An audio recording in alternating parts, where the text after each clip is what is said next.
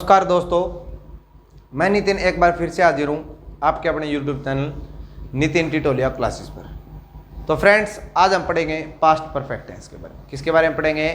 Past perfect tense और future perfect tense. ठीक है। तो फ्रेंड्स, आज तक आपने पढ़ा होगा चुका था, चुके थे, चुकी थी, चुका रहेंगे, चुकी रहेंगे, इस तरीके से। ठीक है। तो स्टार्ट करता हूँ मैं पास्ट परफेक्ट के बारे में। स्टार्ट करने से पहले एक बार आप वीडियो को शेयर कर दें अपने ग्रुप में, व्हाट्सएप, फेसबुक, इंस्टाग्राम पे 10 सेकेंड के लिए। जल्दी करें, फिर स्टार्ट करते हैं।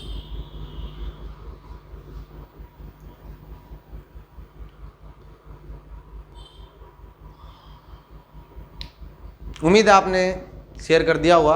अब स्टार्ट करते हैं। तो भाई सेकंड सेंटेंस से स्टार्ट करेंगे, फर्स्ट पे बाद में चलेंगे। ठीक है। सेकंड सेंटेंस वो लिख रखा है मैंने, I had cooked food before she arrived. क्या लिख रखा है? I had cooked food before she arrived. तो भाई आपने पढ़ा है आज तक कि भी एड प्लस वर्ब की थर्ड फॉर्म जहाँ दिख जाए वो होते हैं परफेक्ट टेंस। क्या होते हैं वो? Perfect tense. ऐसा नहीं है। ठीक है, आगे चलते हैं। तो ये वाला मेरे को फर्स्ट सेंटेंस बताओ, करेक्ट है? करेक्ट है या नहीं है? ठीक है। और करेक्ट नहीं है तो करेक्ट कैसे हो? ठीक है। तो स्टार्ट करता हूं मैं आपको परफेक्ट के बारे में। उससे पहले, सेंटेंस पे जाने से पहले, मैं आपको कुछ 2 से 4 मिनट में एक स्ट्रक्चर समझाता हूं। मेरा तरीका थोड़ा सा अलग है पास्ट परफेक्ट आपको समझाने का, समझने की कोशिश करें। ठीक है।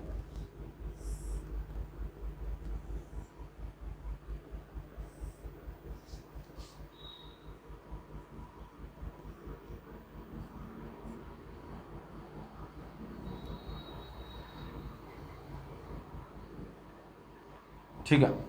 मैंने लिखे हैं 2 टाइमिंग आपके लिए। एक तो लिखा 1947 और एक लिखा 1999। ठीक है। अब मेरे को बताओ, ये मेरा बर्थ है, ये तो इस टाइम में हुआ है, ये मेरा बर्थ टाइम है, और ये वो जब देश आज़ाद हुआ था। ठीक है, इंडिपेंडेंस।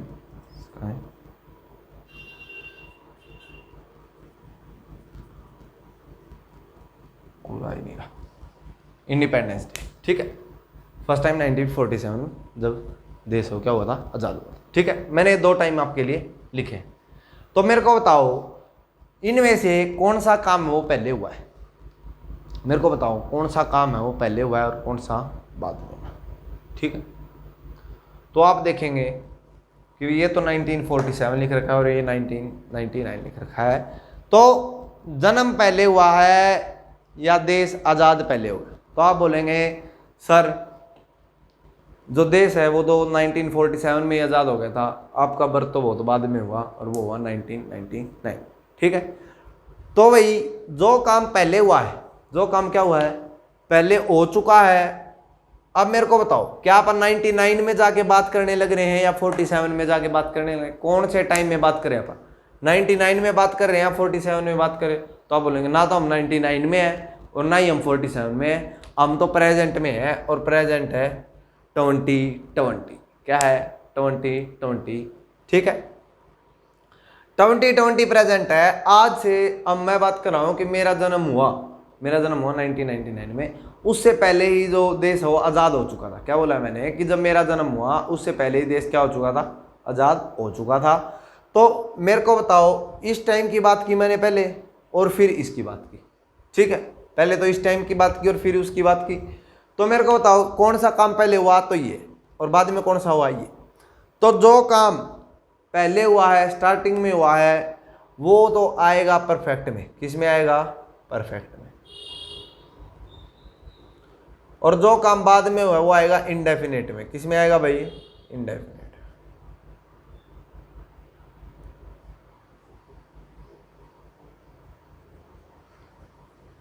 ठीक है। ये बात आ गई समझ में कि जो काम पहले हुआ वो तो आएगा परफेक्ट में और जो काम बाद में हुआ वो आएगा इंडेफिनिट में। ये बात आई समझ में या नहीं आई? तो आप कोई कहेंगे कि आ गई। ठीक है। आगे चलते हैं। ये बात आपको समझ में आ गई तो कि भाई प्रेजेंट में ऐसा नहीं होता। कौन से टेंस में ऐसा नहीं होता? प्रेजेंट टेंस में ऐसा नहीं होता कि भी दो टाइमिंग दे रखी हो, परंतु इसमें दो टाइमिंग की बात करते हैं। प्रेजेंट जो परफेक्ट टेंस होता है उसमें डायरेक्ट बात करते हैं कि मैंने ये काम डन कर लिया, उसमें बाद के टाइम की या पहले के टाइम की बात नहीं करते। इसमें दो टाइम की बात करेंगे, एक टाइम परफेक्ट वाला और एक टाइम इनडेफिनेट वाला। ये बात आप लोगों को समझ में आई या नहीं है? करेक्ट है तो आप बोलेंगे करेक्ट। ठीक है, आगे चलते हैं फ्रेंड्स। तो भाई ये परफेक्ट में और ये आपने आज तक पढ़ा है, और यही है कि भी एड प्लस वर्ब की थर्ड फॉर्म होती है, हैड प्लस वर्ब की थर्ड फॉर्म होती है। वो कौन सा टेंस होता है? परफेक्ट। कौन सा होता है? परफेक्ट। तो देखो अब मैं सेकंड सेंटेंस पे आपको लेके चलूंगा और आप सेकंड सेंटेंस पढ़ो। I had cooked food before she arrived. क्या लिख रखा है? I had cooked food before she arrived. कौन सा काम पहले हुआ? फूड का कुक होना या उसका अराइव, पहुंचना? कौन सा काम पहले हुआ है फ्रेंड्स? मेरे को बता दो एक बार। फूड का कुक होना या उसका पहुंचना? तो आप बोलेंगे फूड का जो कुक होने वाला टाइम है वो पहले हुआ है और जो उसका पहुंचना है वो बाद में हुआ। ठीक है, मैं करेक्ट हूं? मैं ठीक हूं क्या? तो आप बोलेंगे यस। ठीक है, यस है। तो बताओ कौन सा इसमें परफेक्ट है और कौन सा है इनडेफिनेट? तो आप देखेंगे हैड प्लस वर्ब की थर्ड फॉर्म कौन से टेंस में आती है? अभी आपने बताया कि ये तो परफेक्ट टेंस में आती है। कौन से टेंस में आती है? परफेक्ट टेंस में आती है। तो ये हो जाएगा आपका परफेक्ट टेंस। ठीक है, इसके बाद वर्ब की सेकंड फॉर्म जो आती है वो कौन से में आती है? तो ये आती है फ्रेंड्स आपकी कौन से टेंस में? Past indefinite. कौन से में आती है? Past indefinite. तो फ्रेंड्स ये दो हैं और इनको जोड़ने के लिए जो यूज हो रही है वो है कंजंक्शन कौन सी? बिफोर। कौन सी है? बिफोर। और जो बिफोर है वो प्रीपोजिशन का भी काम करती है और कंजंक्शन का भी काम करती है। ये बात आपको समझ में आई या नहीं आई? आ गई तो कमेंट में यस लिख दो और नहीं आई तो नो लिख दो। ठीक है, आगे चलते हैं। ऐसे था। ठीक है, अब मैं आपको एक बात और बताता हूं। इसके बाद कंजंक्शन होती है टू टाइप्स की। कितने टाइप्स की? टू टाइप्स की। एक तो होती है कोऑर्डिनेट और एक होती है सबऑर्डिनेट। कौन सी होती हैं? एक होती है कोऑर्डिनेट। इसमें यूज आएगा, इसलिए मैं अब आप ये मत सोचना कि कंजंक्शन पे कहाँ चले गए, टेंस पढ़ाते पढ़ाते, तो थोड़ा सा यूज है। तो एक तो होती है कोऑर्डिनेट वाली,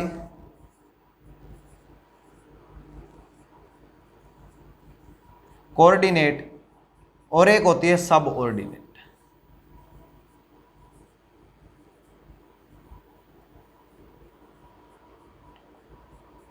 ठीक है, कोऑर्डिनेट और सबऑर्डिनेट दो टाइप की कंजंक्शन होती है।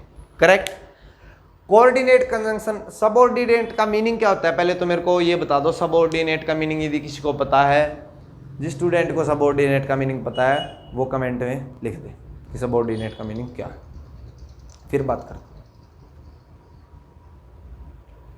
सबऑर्डिनेट का मीनिंग होगा जूनियर से। किससे होगा? जूनियर। ठीक है, इसका मतलब होगा बैचमेट, क्लासमेट, जो भी है। ठीक है, अब बात करते हैं जो कोऑर्डिनेट कंजंक्शन होती हैं वो कंजंक्शन होती है इंडिपेंडेंट। कैसी कंजंक्शन होती है?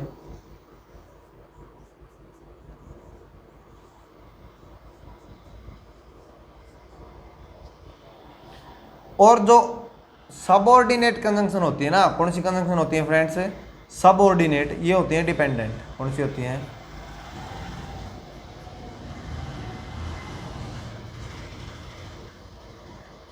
कहने का मीनिंग क्या है? जहां भी आपको कोऑर्डिनेट कंजंक्शन दिख जाए वो तो सेंटेंस मतलब बराबर के एक दूसरे के ऊपर डिपेंड नहीं कर रहे, और यदि आपको दिख जाती है सबऑर्डिनेट, इसका मीनिंग है कौन सी कंजंक्शन है? वो जो डिपेंड कर रहा है सेंटेंस दूसरे के ऊपर। अब इसमें एक को तो कंपाउंड नाम देते हैं और एक को कॉम्प्लेक्स नाम देते हैं। क्या बोलते हैं? एक को तो कंपाउंड और एक को कॉम्प्लेक्स। यदि आपको कंपाउंड कॉम्प्लेक्स नहीं आती है, कंजंक्शन के बारे में नहीं पता है अच्छे से, तो मेरी वीडियो है वो देख लेना, मैं आपको डिस्क्रिप्शन में उसका लिंक डलवा दूंगा। ठीक है फ्रेंड्स, आगे बात करते हैं। अब तो अब अपने सेंटेंस पे आते हैं। कोऑर्डिनेट और सबऑर्डिनेट की बातें उस वीडियो में मैंने कर रखी है, कंपाउंड कॉम्प्लेक्स के बारे में। आगे चलते हैं, ठीक है।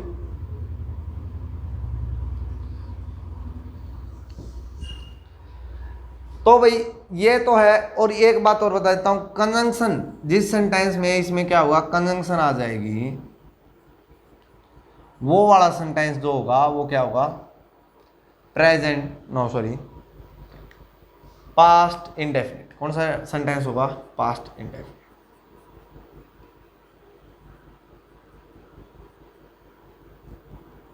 अब मेरे को बताओ, फर्स्ट वाला sentence, I had cooked food, मैंने खाना बना लिया है, बिफोर शी अराइव्ड, उसके पहुंचने से पहले।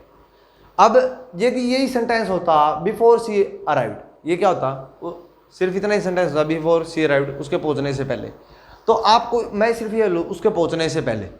अब आपके माइंड में क्या क्वेश्चन आ रहा होगा कि क्या उसके पहुंचने से पहले क्या हुआ या क्या किया।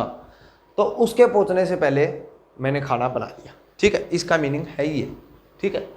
तो भाई इस सेंटेंस को, जो ये वाला सेंटेंस है शी अराइव्ड वाला, इस सेंटेंस को इसके ऊपर डिपेंड होना पड़ा या नहीं होना पड़ा, बताओ मेरे को। मैं ये बोलूँ बिफोर शी अराइव्ड, उसके पहुंचने से पहले, फिर आपको दिमाग में ये बात आ रही होगी भी क्या उसके पहुंचने से पहले क्या, तो मैंने खाना बना लिया था, मैं खाना बना चुका था, ये बात मैं आपको बता रहा हूँ फ्रेंड्स इससे। तो इसका मीनिंग क्या है, ये वाली जो है कंजंक्शन है वो कौन सी है, सबऑर्डिनेट कंजंक्शन है। और सबऑर्डिनेट कंजंक्शन है, मैंने अभी बताया कि ये इंडिपेंडेंट नहीं डिपेंडेंट होती है, और डिपेंडेंट होती है तो ये सेंटेंस है वो इसके ऊपर डिपेंड करता है। कौन से पे डिपेंड करता है, इस पे, ठीक है। आगे बात करते हैं, आगे चलते हैं इस वीडियो में, ठीक है।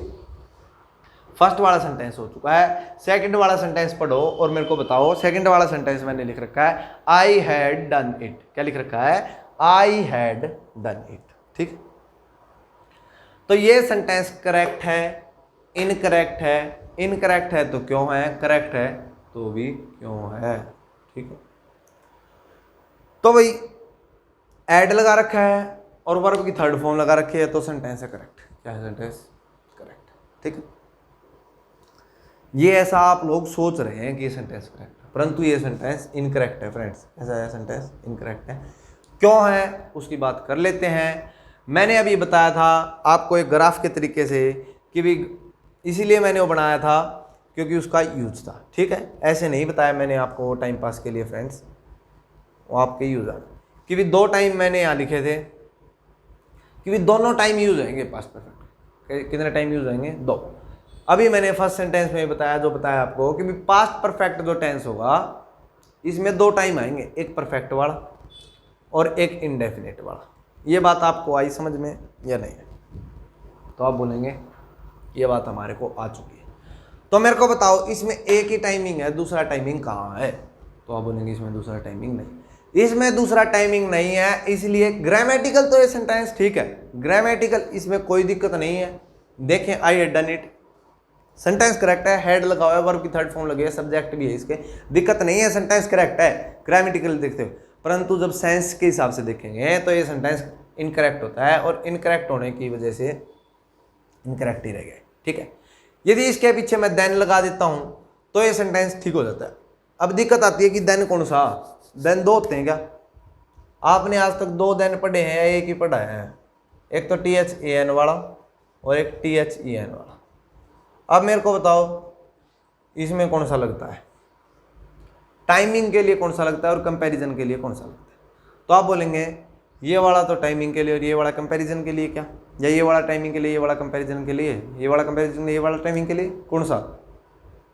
तो आप बोलेंगे भाई नहीं पता, तो मैं बता देता हूँ।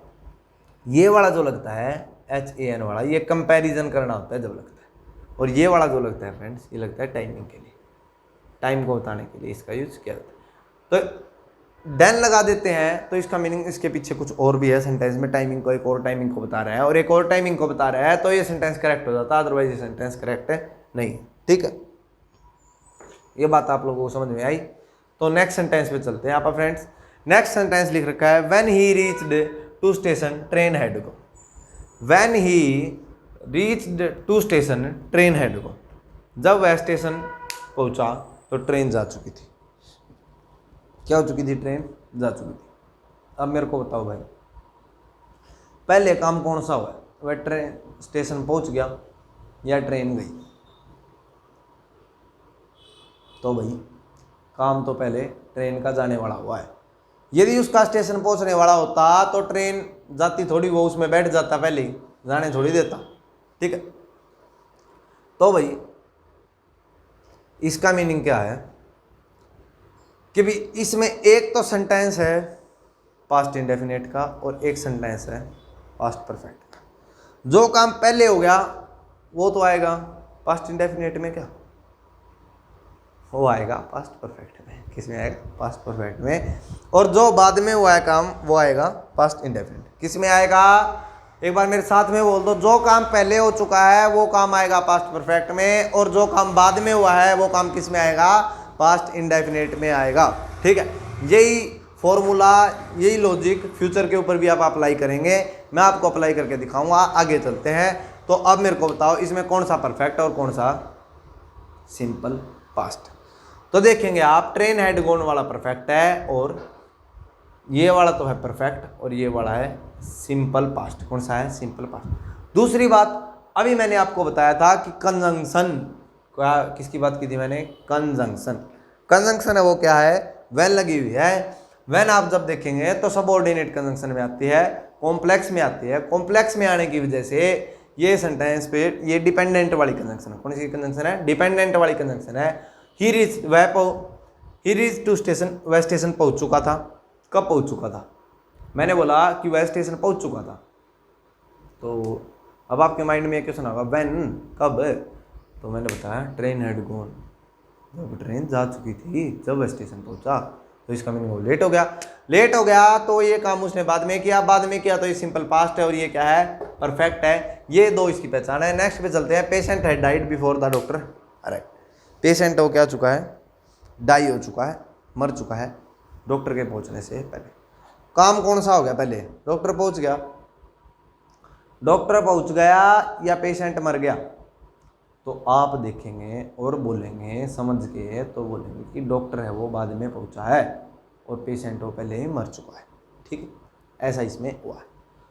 तो यदि पेशेंट पहले मर चुका है, ये काम पहले हुआ है, तो ये परफेक्ट टेंस है और ये सिंपल पास्ट टेंस। दूसरी कंजंक्शन देखो, इस वाले सेंटेंस के ऊपर लगी हुई है, इस वाले। तो आप देखेंगे जो कंजंक्शन लगी हुई है वो बिफोर पे लगी है। किस पे लगी हुई है? बिफोर पे लगी हुई है। बिफोर पे लगी हुई है तो फ्रेंड्स पहले तो कंजंक्शन पहचानो कौन सी है? कॉम्प्लेक्स वाली है, कंपाउंड वाली है?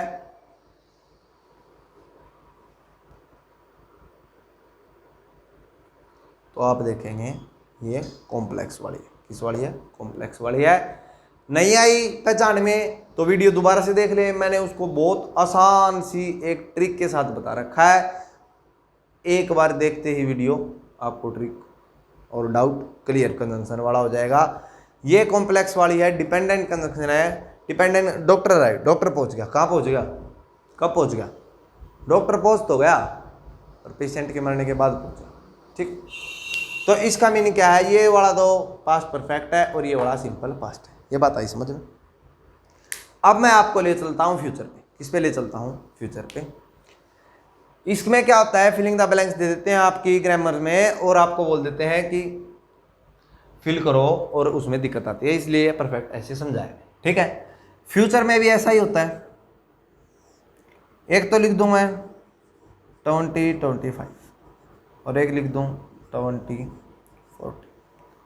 मेरे को बताओ पहले टाइम कौन सा आएगा? पहले जो टाइम में कौन सा आएगा? 25 वाला या 40 वाला? तो आप बोलेंगे सर पहले टाइम तो 25 वाला आएगा, फिर 40 वाला आएगा। ये बात सही है? ये बात करेक्ट है या नहीं है? तो आप बोलेंगे बिल्कुल करेक्ट है ये बात कि 25 वाला टाइम पहले आएगा और 40 वाला बाद। यदि ऐसा होता है तो ये वाला तो है भाई परफेक्ट और ये वाला है आपका इंडेफिनिट।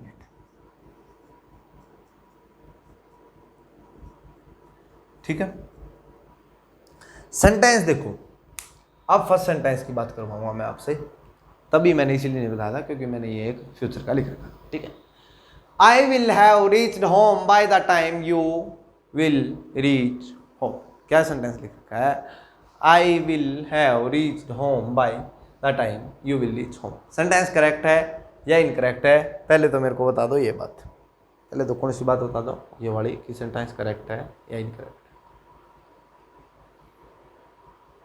तो आप देखेंगे सेंटेंस है वो आपका करेक्ट है।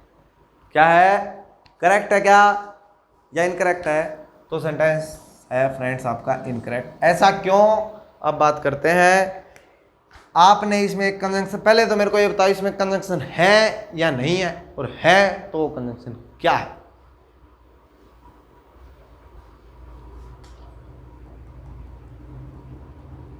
तो आप इसमें देखेंगे जो इसमें जो कंजंक्शन है फ्रेंड्स वो है